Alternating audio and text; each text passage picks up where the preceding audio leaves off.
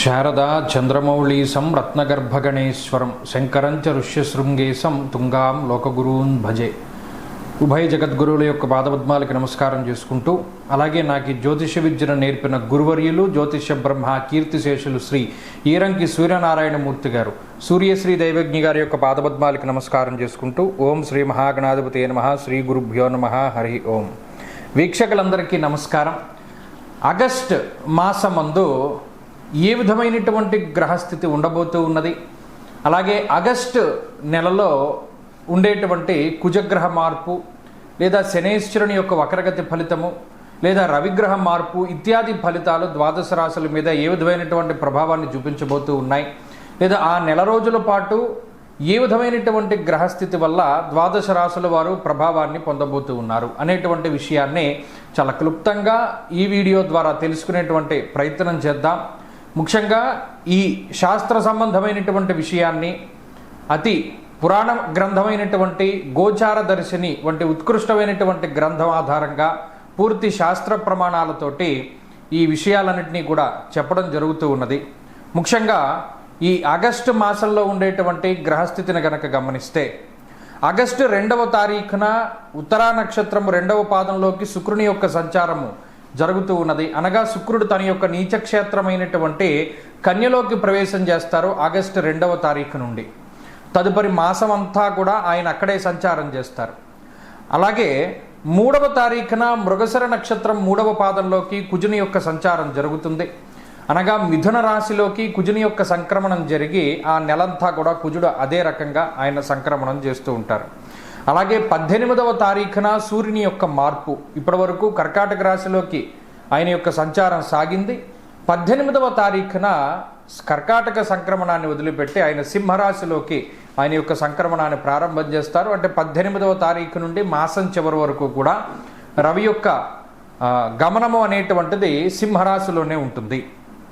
ఆ తదుపరి మాసం చివరిలో 23వ తారీఖున మఖా నక్షత్రం 1వ పాదంలోకి బుధుని యొక్క సంచారం జరుగుతుంది. అంటే ఈ మాసంలో చాలా రోజుల పాటు కర్కాటక రాశి అందే సంక్రమణం చేసినటువంటి బుధ గ్రహము నెలాఖరులో 23వ తారీఖున సింహంలోకి మారతారు.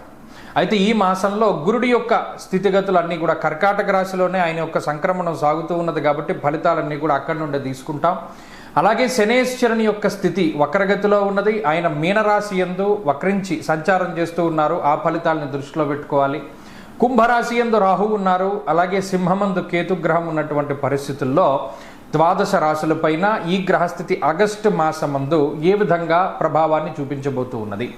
మరీ ముఖ్యమైనటువంటి విషయం, ఆగస్టు మాసంలో మనకి అనగా భారతదేశానికి ప్రత్యేకించి కనబడేటువంటి గ్రహణములు కానీ లేదా మరి ఏ ఇతరమైనటువంటి దుర్నిమిత్తములు కూడా కనబడడం లేదు. కావున ఎటువంటి గ్రహణ నియమాలు కూడా మనం పాటించవలసినటువంటి అవసరం లేదు. ఈ విషయాలను కూడా మనం దృష్టిలో పెట్టుకోవాలి. ఇక ఫలితాల విషయాన్ని మనం చూద్దాం. కన్యారాశి వారికి ఈ మాసం చాలా అద్భుతమైనటువంటి మాసంగా చెప్పచ్చు. అన్ని గ్రహాలు కూడా లాభస్థానాన్ని పొందుతూ ఉన్నాయి. ముఖ్యంగా మనం సంకల్పాల్లో వాటిలో చెప్తాం, ఏమైనా గ్రహదోషాలు అవి ఉంటే అవి పోయి సమస్త గ్రహాణం శుభ ఏకాదశ స్థాన ఫలావాప్యర్థం, అంటే అన్ని గ్రహాల దోషాలు పోయి ఏకాదశ స్థాన స్థిత ఫలితాన్ని ఇవ్వాలి అనేటువంటి సంకల్పాన్ని ఎక్కువగా చెప్తూ ఉంటారు పండితులు. ఇప్పుడు మీకు అలా చెప్పనక్కర్లా, అన్ని గ్రహాలు అక్కడే ఉన్నాయి. రవి లాభస్థానంలో ఉన్నారు, గురుడు లాభస్థానంలో ఉన్నారు, బుధుడు లాభస్థానంలో ఉన్నారు, చంద్రుడు లాభస్థానంలో ఉంటారు. ఇలా గ్రహాలు ఎక్కువగా లాభంలో ఉన్నప్పుడు అర్ధంచ స్వకులాచార, గృహలాభ సుభోజనం, శుభ కార్యక్రమాలకి సంబంధించినటువంటి విషయాలు కానీ లేదా మంచి శుభవర్తమానాలు కానీ, ఉద్యోగంలో ప్రమోషన్ల దగ్గర నుండి ట్రాన్స్ఫర్ల దగ్గర నుండి ఏదైతే మీకు చెవులకి ఇంపుగా అబ్బా వింటే చెవులను అమృతం పోసేవరా అంటారే అలాంటి మంచి మాటలే వినబడుతూ ఉంటాయి. అంటే మానసిక ప్రశాంతత అధికంగా ఉంటుంది, ఆర్థికపరమైనటువంటి ప్రయోజనం ఉంటుంది. జీవితంలో ఏం చేసినా ఆర్థిక ప్రయోజనం కలగడం అన్నది చాలా అదృష్టం. అది ఈ రాశి వారికి కలుగుతుంది. ఆఖరికి చివరాఖరికి ఎవరికైనా సాయం చేసినా కూడా వాడు డబ్బు ఇస్తూ ఉంటాడు. నాకు వద్దురా బాబు అని చెప్పినా కూడా వాడు డబ్బు చేతిలో పెడతాడు. ఇది ఈ మాసంలో ఎక్కువ కనబడుతూ ఉంటుంది. ఏది చేసినా డబ్బు వస్తూ ఉంటుంది, అది ఒక మంచి విషయము. తర్వాత ఆరోగ్యం బాగుంటుంది, కుటుంబ పరిస్థితులు బాగున్నాయి. ఇక ఇంకో విషయానికి వస్తే సప్తమ స్థానంలో ఉండేటువంటి శనేశ్వరుడు వక్రగతిన ఫలితాన్ని ఇవ్వడం, అది కూడా ఒక మంచి విషయంగానే చెప్పుకోవచ్చును.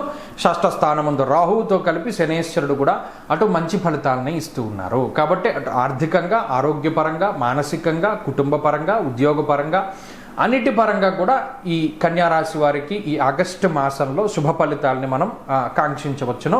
ప్రత్యేకమైనటువంటి దోషాదులు ఏమీ లేవు. శుక్రుడు కూడా ఈ మాసంలో అటు జన్మరాశి స్థిత గ్రహంగా ఆయన మంచి ఫలితాన్ని ఇస్తూ ఉన్నారు. నీచత్వం అనేటువంటిది గోచారంలో ఉండదు కాబట్టి ఆయన కూడా మంచి ఫలితాలని ఇచ్చి అటు ఆర్థికాభివృద్ధిని కలగజేస్తారు, అలాగే ఐశ్వర్యాన్ని ఆకర్షించగలుగుతారు. ఇక్కడ శుక్రుడు ఇంకో రకమైనటువంటి ఫలితాలను కూడా ఇస్తారు. నెగిటివ్ పబ్లిసిటీ జరగడానికి కూడా కారణం ఉంటుంది. అంటే మీ గురించి ఎవరైనా చెడుగా చెప్పినా అది మీ మంచికే అన్నట్టు పరిణమిస్తూ ఉంటుంది. దాన్ని కూడా ఈ మాసంలో కన్యారాశి వారు ఖచ్చితంగా చూడవచ్చు. అపోలే నా గురించి, అసలు నా గురించి అంటూ చెప్తే చాలు, మంచో చెడో పక్కన పెడదాం అనేటువంటి సందర్భాలు కూడా వస్తూ ఉంటాయి. ఇది కూడా చాలా విచిత్రంగా ఉంటుంది.